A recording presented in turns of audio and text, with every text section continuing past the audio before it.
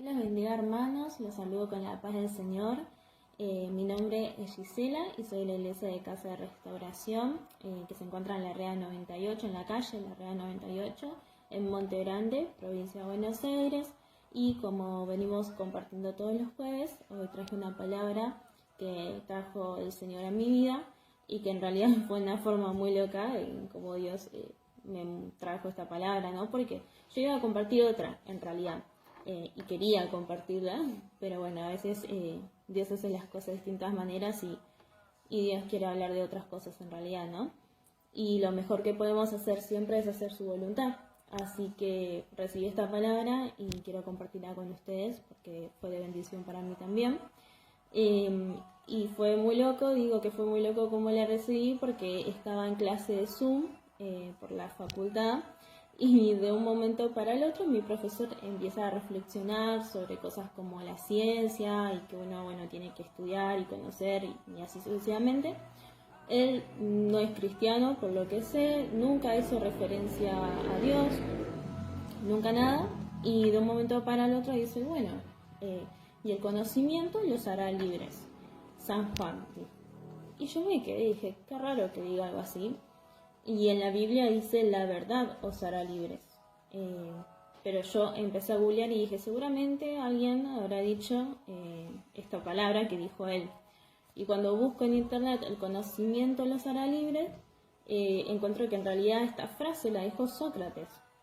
Pero nosotros, ellos se refieren al conocimiento en cuestión del razonamiento humano, ¿no? Del conocer más sobre la ciencia, sobre lo que tiene que ver con este mundo, ¿no? Con lo físico, con todo lo que uno puede ver, probar, experimentar y decir que esto es verdad, ¿no?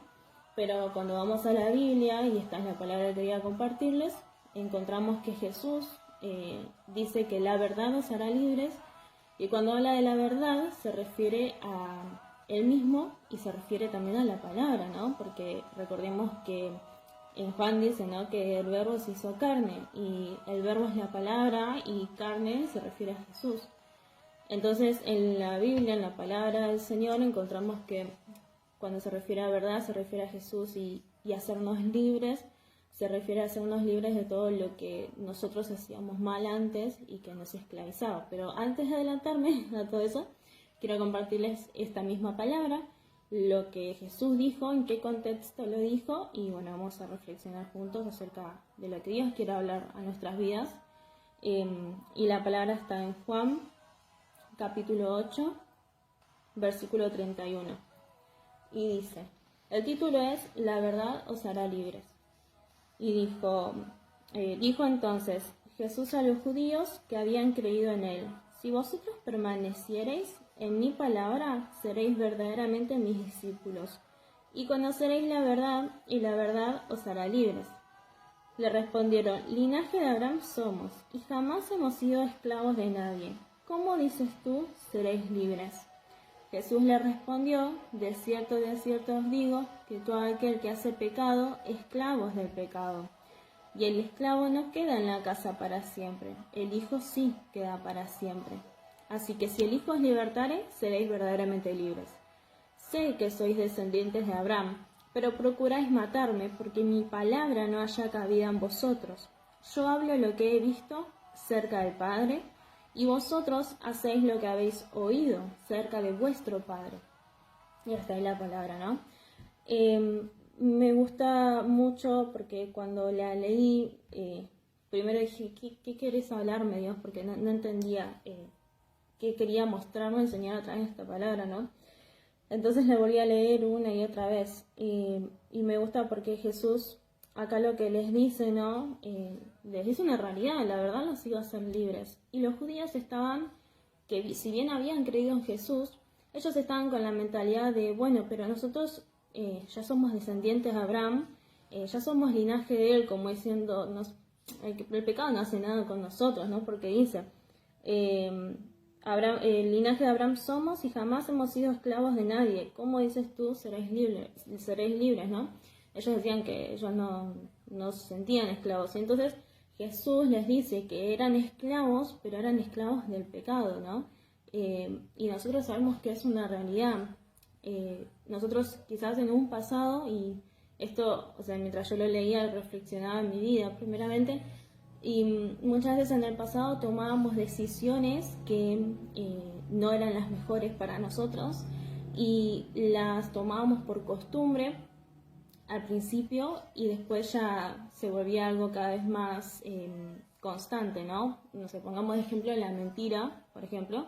Quizás uno empieza con una mentirita chiquita, pequeña, y después pasa el tiempo, entonces esa persona sigue mintiendo más y más y más, hasta que se vuelve esclava de eso, en el sentido de que está constantemente con eso, ¿no? Y lo podemos atribuir a las mentiras, los podemos atribuir a los insultos, a cuando una persona maldice mucho y dice palabras siempre malas, que uno dice son palabras negativas y que eso también no está bueno, porque de nuestra boca tiene que salir bendición, ¿no?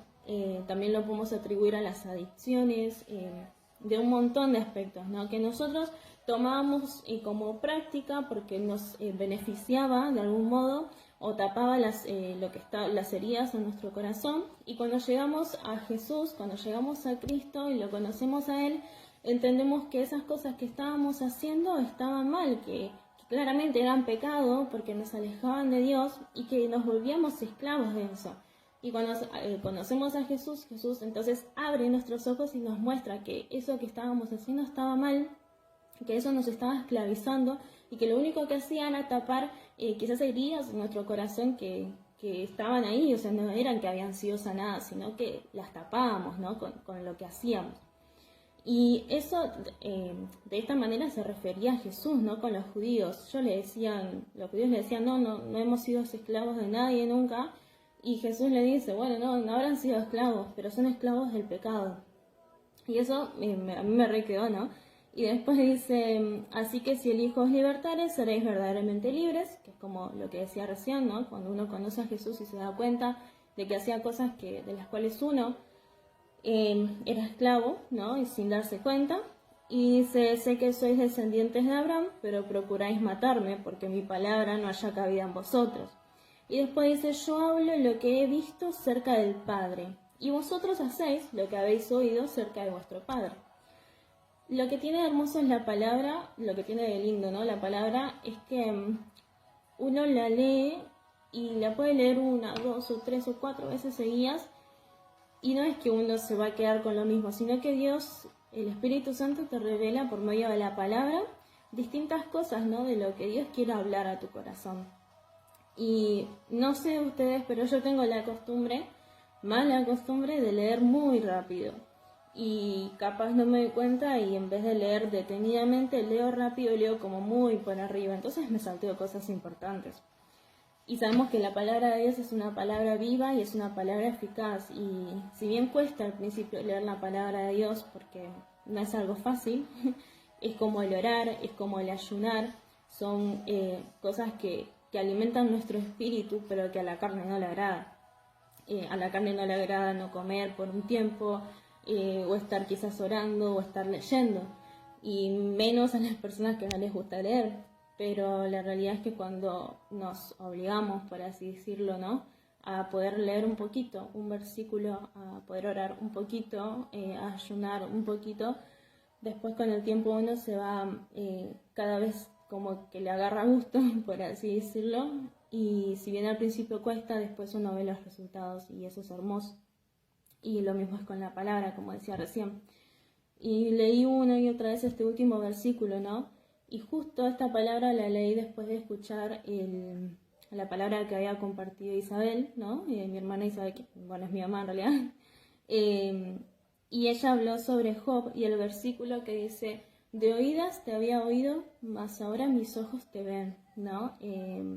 Perdón si me confundo con el versículo, pero se me mezcla con una alabanza. Pero bueno, dice eso.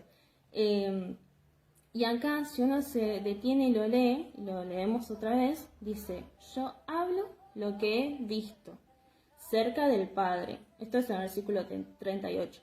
Yo hablo lo que he visto cerca del Padre y vosotros hacéis lo que habéis oído cerca de vuestro Padre. Y si uno se pone a pensar y a reflexionar sobre cada palabra, vemos que Jesús dice, yo hablo lo que he visto cerca del Padre, ¿no? él conocía al Padre, él conocía a Dios. Y vemos que se refiere a Dios porque cada vez que se lo menciona a Dios, cada vez que se lo menciona a Jesús como Hijo o al Espíritu Santo como Espíritu en la palabra, siempre la primera letra está en mayúscula. En este caso, Padre está con mayúscula, entonces se refiere a Dios. Y después dice, y vosotros hacéis lo que habéis oído cerca de vuestro Padre. En este caso, dice, primero que dice oído, y después que dice vuestro Padre en minúscula, y ahí se refiere a Abraham. Entonces, yo reflexionaba y dije, claro, Jesús lo que estaba queriendo decir es que él conocía verdaderamente al Padre, él conocía verdaderamente a Dios, y por eso hacía las cosas que Dios le agradaba. Pero los judíos, que si bien creían en Jesús, lo habían reconocido, ¿no? Ellos hacían lo que habían oído acerca de su padre, que era de Abraham. Y no es lo mismo conocer a una persona, haber visto a una persona, que escuchar acerca de. Porque a mí me pueden decir distintas cosas, pero de una persona, pero no va a ser lo mismo cuando yo la conozca. Y en todo caso, acá se estaba refiriendo de Abraham y no de Dios. Entonces yo lo reflexionaba en mi vida, en el día a día, en la actualidad, en todos los hijos de Dios, ¿no? Que hay distintos tipos de personas, ¿no? Están aquellos que conocen a Jesús, aquellos que creen en Jesús, que obedecen también, pero que no conocen a Dios. O sea, creen en Jesús, aceptan a Jesús en sus corazones, le obedecen, hacen la oración de fe, pero no lo conocen verdaderamente y tampoco tienen intenciones de conocerlo. Y lo obedecen más que nada porque alguien les dice que esto está bien y esto está mal. O sea, porque quizás la Biblia dice, bueno, esto está bien y esto está mal. Y ellos deciden obedecer, pero no lo hacen por conocerlo a Dios, sino que lo hacen por obligación o por compromiso. Y después por el otro lado tenemos a aquellos que son hijos de Dios, aquellos que reconocen a Jesús, aquellos que aceptaron a Jesús en su corazón, hicieron la oración de fe, le obedecen, pero que no le obedecen porque alguien se los impuso, no le obedecen porque alguien les dijo que lo haga, sino que le obedecen porque aman a Dios y porque su palabra le dice esto está bien y esto está mal, pero lo hacen por amor, lo hacen porque no quisieran hacer algo que los aparte de Dios, de su creador, ¿no? Y entonces a mí esto me hizo reflexionar acerca del amor de Dios y acerca de que Él no quiere que nosotros nos obedezcamos por obligación y digamos, bueno, yo dejo esto porque Dios me dice que está mal, que si bien es una realidad, Dios lo que primeramente quiere que hagamos es que lo obedezcamos por amor, no por imposición ni nada de esas cosas, sino por amor, porque nosotros mismos decidimos y tenemos esa convicción, ¿no? Esa seguridad, ¿no? De qué es lo que queremos y qué es lo que no queremos como hijos de Dios. Estar seguros de quiénes somos y decidimos ser hijos de Dios o no y actuar como tales, pero como decía recién, no por compromiso ni por obligación, sino por amor, por conocer a Dios. Y uno ve la Biblia y ve a un Dios que siempre y constantemente a través de cada hecho, a través de cada palabra y de cada suceso, ¿no? En la historia, vemos a un Dios que se preocupa por conocer, mejor dicho, porque su pueblo, porque sus hijos, porque su creación lo conozca a Él. Porque Él conoce nuestros corazones, eso es una realidad. Pero Él quiere que lo conozcamos a Él, que nos acerquemos a Él, que nos abramos a Él, que le podamos dejar todo en sus manos, que podamos crear una especie de relación íntima con Él, como siempre hablamos, ¿no? Esa intimidad, porque es muy fácil ir a la iglesia y escuchar la palabra de Dios y recibir fuerzas, y es muy fácil escuchar una prédica, ¿no? Y escuchar una alabanza, y eso es hermoso. Pero no hay nada más hermoso que tener una relación personal con Dios y uno estar pasando por situaciones difíciles o complicadas y poder depositar todo en manos de Él. Poder reconocerlo a Dios como Padre y como el único que puede socorrernos cuando lo estamos necesitando. Y eso es hermoso, ¿no? Porque a mí me encanta, es como que yo encuentro ese descanso cuando lo estoy necesitando, ¿no? Y capaz muchas veces vivimos de esa manera, ¿no? Vivimos como de lejos, sabiendo lo que Dios hizo, sabiendo que hablan de que Dios es amor, que hablan de esto, que hablan de lo otro, pero no tenemos una experiencia propia, no lo conocemos verdaderamente a Él, ¿no? Y eso es lo que Él quiere, que lo conozcamos, que podamos acercarnos a Él. No hay relación más pura, más linda que la relación que podemos tener nosotros con Dios, con ese Creador, ¿no? Que dio todo por nosotros, que dio a su Hijo y por amor a nosotros, y que mismo Jesús dio su vida por nosotros, ¿no? No fue un acto de egoísmo, no fue un acto de que Jesús buscó su bienestar, ¿no? Sino que buscó nuestro bienestar, que lo hizo realmente por amor, con dedicación. Fue un apasionado porque realmente lo dio todo, entregó todo por nosotros, para que nosotros podamos tener esa vida eterna. Y yo reflexionaba mucho acerca de esto, ¿no? A partir de la cruz, lo que se hizo en la cruz fue algo tremendo, fue algo impresionante, ¿no? Muchas veces reflexiono sobre eso y muchas veces pensamos que hablamos del sacrificio de Jesús y solamente lo relacionamos con la salvación, que no digo que no sea importante porque es lo más grande y es el regalo más hermoso que Dios pudo habernos dado por medio de Jesús, pero no solamente nos dio la salvación, sino que también nos adoptó, ¿no? Recibimos el título, por así decirlo, de ser hijos de Dios.